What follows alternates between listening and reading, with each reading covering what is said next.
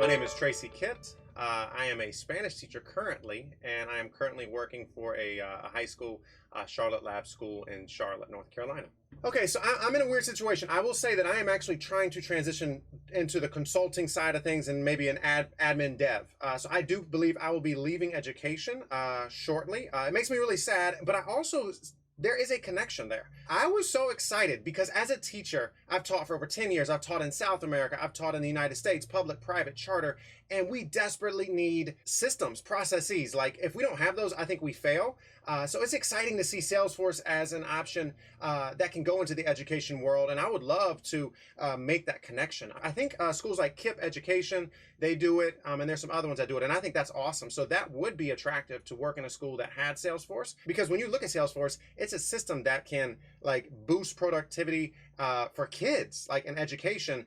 It's beyond sales and services and marketing and stuff. It's just the core of it is efficiency and productivity, which is really exciting. My main goal when I started learning Salesforce is to position myself so that in 10 or 15 years, I have options. I have options to grow.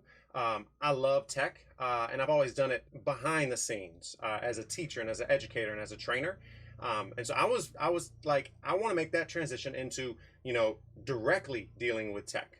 So my goal was to get as many certs as possible, and try and get a job at a company here in Charlotte. I have 4. I'm certified as an admin, app builder, advanced app, and I just got my Sales Cloud. The most challenging part by far is the time. You have to be dedicated. You have to be strategic with your time. I have been studying Salesforce, started May 21st, and trying to figure out the rhythm of, all the PDFs that Focus on Force provides is amazing, but you have to pace yourself so that you can be ready for those. So it's a lot of dedication, it's a lot of time, and it's a lot of practice. Like Trailhead is that combination of Focus on Force and Trailhead has been my go-to.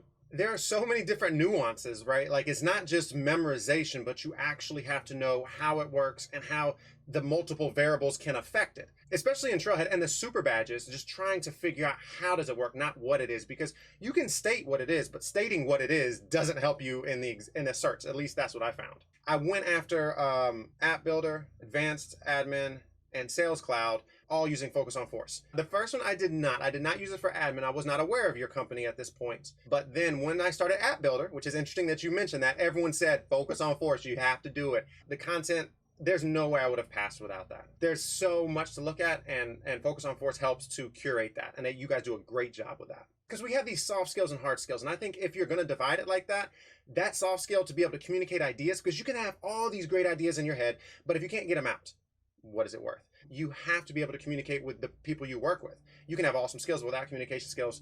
It's going to be very difficult. So yes, I think that, that communication skills are critical. Create a schedule. That's number one.